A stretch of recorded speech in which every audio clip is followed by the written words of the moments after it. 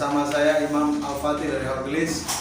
Nah sekarang saya lagi bareng sama teman saya dari anggota grup KBSR juga. Silakan memperkenalkan diri kakak. Halo guys, selamat siang. Saya lagi bersama kakak Imam nih, mau ngulik-ngulik tentang kehidupan saya dulu dan sekarang. Kenalkan namanya siapa? Saya perkenalkan, saya owner dari Odol Barber. Nama saya Gigi Agisni. Saya dari Kertasmaya. Seperti biasa saya nanya soal umur dulu. Kakak Odol ini umur berapa sekarang? Saya itu kelahiran Indramayu 1992. Kisaran umur 28-an lah. 28. Dan baru bulan tanggal 31 kemarin itu baru married guys. Yes, semangat. Wow. Semangat baru guys. Nah, terus ceritain sedikit tentang kehidupan awal kerja. Awal kerja itu kakak itu di mana dan seperti apa? Langsung saja saya singkat, itu waktunya saya memulai karir itu di dunia salon, bukan di dunia barber. Dulu itu sekitar tahun 2013 itu di Tangerang Selatan, di Bintaro, di Ozon Salon. Berawal berkiprah di situ, mulai dari masih megang sapu, office boy, belum megang rambut, masih gemetaran. Megang rambut cewek itu gemetar. Jadi takut salah, bingung mau ngapain. Cuma dari situ saya termotivasi untuk ya pemicu hidup gitu. Karena bergerak di dunia hairstylist ya, salon atau barber itu ya nikmat. Kita modal cuma sedikit, cuma kan keuntungannya berlipat-lipat.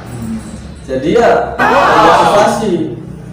Terus belajar sampai 3 bulan, saya nyerah, putus asa. Karena ya balik lagi nggak gampang, nggak semudah balikin tangan gitu. Wah, prosesnya panjang banget. 3 bulan udah selesai, saya pulang kampung. Pulang kampung itu kata saya, kamu sekarang mau ngapain? Mau nganggur apa diterusin belajarnya? Terus saya nyari-nyari di koran, ada lowongan di Jatibarang, Indramayu Jatibarang tuh, ada di Jesse Salon. Singkat cerita, saya daftar melamar di salon tersebut, diterima dengan gajinya sebesar 600.000. Tahun berapa itu kakak? Tahun 2014 kayaknya, kisaran 2014. Cuma 600.000, terus presentasinya 10%. Jadi setiap customer yang saya pegang itu saya dapat cuma 10%. Lamanya itu sekitar 2 tahun. Jadi budak Cina. Dari situ tuh. Iya. Terus kemana lagi setelah di situ? Setelah itu saya berputar otak itu, karena bagaimanapun saya itu harus mandiri. Nah, dari kemandirian tersebut saya kan harus punya modal, sedangkan ya gimana sih kerja sama orang gaji segitu sedikit, jadi bingung. Udah pembangunan kan ada tanah PU di Pantura Kertasmaya itu ada sekitar 3 meter kali 2 meter lah. Saya bangun sedikit demi sedikit, separuh lah, bangunan separuh. Saya bingung, udah mentok itu motor, udah kejual dua motor sama uang sekitar 5 jutaan. Awal pembangunan itu Untuk membangun Odol Barber itu. Bingung kan, terbengkalai, kehujanan, bingung. Terus singkat waktu ya terpaksa ke bank, pinjam uang. Udah berdiri, udah jalan 1 tahun, ngerintis 3 bulan, 4 bulan, 6 bulan udah jalan, udah rame. 1 tahun digusur. Oh no. Anjay. Terus kemana lagi setelah digusur? Digusur kan bingung ya mau pindah kemana ini. Bang aja belum ketutup, iya belum lunas 1 tahun loh berdiri digusur, bayangin rasa sakitnya kayak gimana. Iya bro. Terus apa nggak punya solusi, pindah ke rumah, Bikin depan rumah. dibikin depan rumah. Terus ya sering berjalannya waktu, yang namanya customer udah nyatu sama kita ya dikejar. Di rumah ya udah mulai rame lagi nih. Nah saya berputar otak lagi, kalau saya sendirian terus ya capek, orang customer udah banyak, kerja sendiri susah. Lalu masuklah Ibrahim, anak didiknya Ahmad Taufik tuh. Masuk Cumlai. Terus kemudian udah berjalannya waktu, udah lumayan rame lah. Terus saya mau upgrade lagi nih tempat nih, pindah ke depan panturannya lagi. Ini yang sudah berjalan udah berapa bulan ya, 6 bulan. Udah dari November 2019, ini udah 2020. kalau di rumahnya itu berapa tahun? Di rumahnya itu sekitar 4 tahun, 3 tahunan lah, 3 tahun jalan di rumah. Tapi stabil gitu, terus bergulir. Sebelum pindah itu udah ngerekrut dari Mahmud, Erpin selalu ceria. Pernah juara itu ya? Yang pernah juara di Cirebon, Di di SPI juga juara. Ibrahim juga di Cirebon juara. Yes, mantap. Kakak sendiri Nanti ada saatnya. ada saat. Saya tuh ngedon, mentalnya nggak ada kalau di depan panggung tuh. Susah. Nyukur di rumah, di tempat sendiri mah enjoy aja. Tapi ketika di panggung itu adrenalinnya itu Beda ya? Iya beda. Atmosfernya itu Lebih tinggi. Lebih gampang berkeringat. Nah terus berarti kakak ini fokusnya ke barber atau ke salon? Saya itu dari awal berdirinya Odol Barber itu maunya ke salon.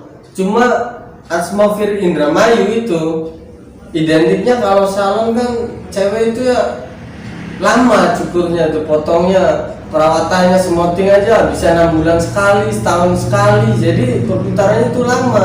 Jadi maintainnya ke barber. Cuma kalau ada customer cewek itu ya servisnya standar salon SMI gitu. Jadi ada poin plus lah di tempat saya itu. Salon dan barber masuk. Salon dan barber, cuma tetap di di plannya itu ya barber. Tapi salon bisa. Iya, salon bisa. Jadi multifungsi lah. Terus kenapa pakai arang odol barbershop? Nama Kenapa nggak pasta gigi barbershop? Terus Nah, odol itu diciptakan dari awal mulanya itu ozon. Nah, ozon itu bermula dari Joni. Ozon itu singkatan dari orang Joni. Iya. Nah, yang punya ozon itu namanya Doli. Jadi ada singkatan dari orang Doli, gitu. Pas kebetulan di Jawa kan namanya odol itu pasta gigi. Iya. Nah, nama saya juga Gigi Agis nih, gitu kakak. Di berawal dari situ lah. Iya. Terus kedepannya ini akan target kedepannya ini akan seperti apa dari barber odol sendiri? Ataukah melebarkan sayap, ataukah fokus di satu tapi makin gede apa gimana? Targetnya ya dua-duanya. Membesarkan dan memperluas. Iya. Tujuan utamanya sih memperbesar dulu.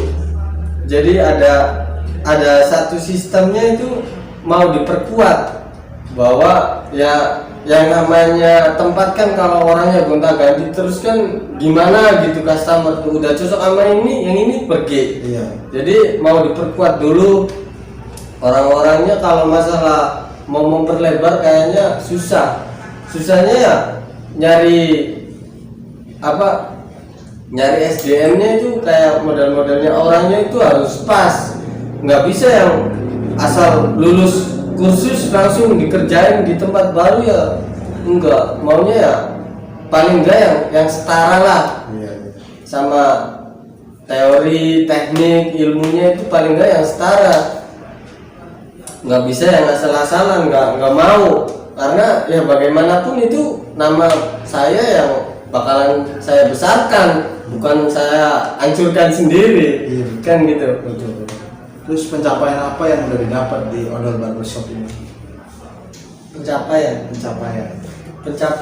itu ya bangga gitu, menjadi tukang cukur itu bangga, karena ya balik lagi hobi yang dibayar itu ya wow.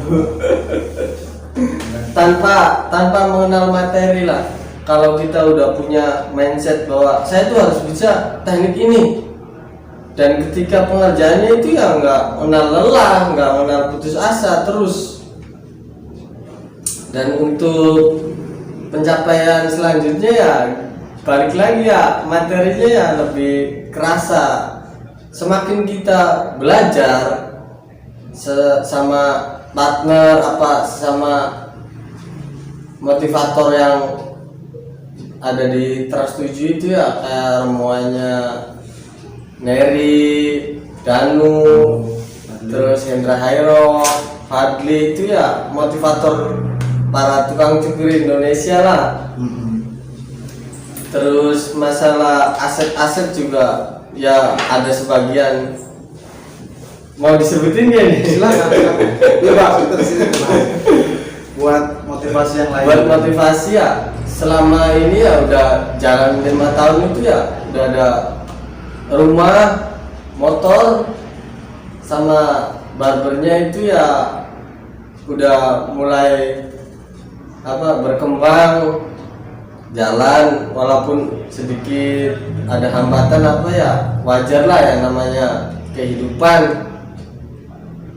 Ya gini, udah mempunyai my wife kan, udah punya istri, Tinggal punya anak lah ya. tinggal punya anak lah. Nah, Gitu kan. berarti hidupnya Udah dibilang cukup dan Cukup lah. hampir sempurna. amin. Nah, kesan-pesan buat pemirsa di sana yang mau belajar cukur atau yang udah nyukur, dari kakak Odol sendiri itu apa? Kesan dan pesannya itu ya istilahnya kan kebanyakan yang udah bisa males, yang belum bisa semangat. Nah, kesan pesannya ya untuk yang udah bisa dulu ya, Ya. kita jangan merasa puas akan skill kita, bahwa saya tuh udah nyukur segini aja udah laris gitu. Jangan, pikiran-pikiran mindset itu mindset cetek. Jadi kita itu tugasnya tuh untuk mengupgrade ulang. Oh, kita belum bisa teknik coloring, belajar sama yang udah bisa. Oh, kita coloringnya udah bisa, ada teknik lagi ya, control itu belajar control. Jadi terus upgrade terus. Kita hair desainnya kurang matang, dimatengin lagi. Jangan merasa puas bahwa saya udah bisa gitu lah, udah males belajar. Itu mindset yang bakalan ketinggalan zaman. Nah, untuk yang masih pemula itu ya terus semangat, jangan putus asa, karena ya bagaimanapun ya karakter manusia, karakter customer itu berbeda-beda. Kita harus mencicipi satu demi satu, biar kita tuh tahu kalau ngadepin orang yang seperti ini ya udah biasa. Enggak gemeteran, enggak gimana, mau yang nyukur kuwu, mau yang nyukur camat mau nyukur dokter, kita tunjukin bahwa ini loh panggung kita. Nikmati, jangan grogi bahwa saya masih kayak gini, jangan. orang yang udah skillnya dewa aja kalau udah di depan panggung, di depan kamera ada bawa rasa ngedon gitu, drop lah. Ada lagi, satu lagi pertanyaan terakhir. Iya. Menurut pandangan kakak Odol sendiri, apa sih perbedaan pangkas rambut dan barbershop? Sebenarnya masalah-masalah itu ya nggak bakalan tuntas lagi. Mindset orang Indonesia itu ya balik lagi ya kepribadian saya ini ya. Ya istilahnya sama aja, sama memotong rambut dan menata rambut. Cuma yang membedakan mungkin fasilitasnya, cara servisnya, terus suasana di ruangannya ya sangat berbeda gitu. Identiknya pangkas itu hanya sekedar potong rambut, nggak ada cuci, nggak ada styling, yang penting ya potong rapi gitu. Nah, identiknya barber itu ya cara kita nyambut pelanggan, terus cara memotong kita dengan teknik-teknik skill kita, yaitu kadang yang menjadi perbedaannya gitu. Dipaketin jadi satu. Iya, dipaketin jadi satu dari segala sisi. dari segala sisi, dan ya utama mah skill ya. Skill utama. Iya. Cukup sampai situ. Oke, terima kasih atas waktunya. Nah, next kita bisa ngobrol lagi, atau next juga kita bisa ngobrol dengan yang lain. Siapa tahu orang besar, siapa tahu bos, kita nggak tahu. Jangan lupa like, subscribe, komen, follow juga Facebook, IG-nya apa? Odol Barber. Odol Barber. Nanti sertakan di deskripsi di bawah. Facebooknya kalau ada yang mau follow juga silakan. Sama Odol Barber juga. Barber. Punya channel YouTube. Channel YouTube ada Odol Barber, cuma kontennya nggak ada. Nanti next dia akan bikin konten juga, guys. Amin. Oke. Bila mana ada kata-kata yang kurang pantas diucapkan, kami mohon maaf karena ini hanya vlog hiburan atau video yang untuk memotivasi yang lain. Jangan diambil bapernya, jangan diambil negatifnya, dimasukin yang baik-baiknya aja. Siap. Sekian dari saya. Assalamualaikum warahmatullahi wabarakatuh.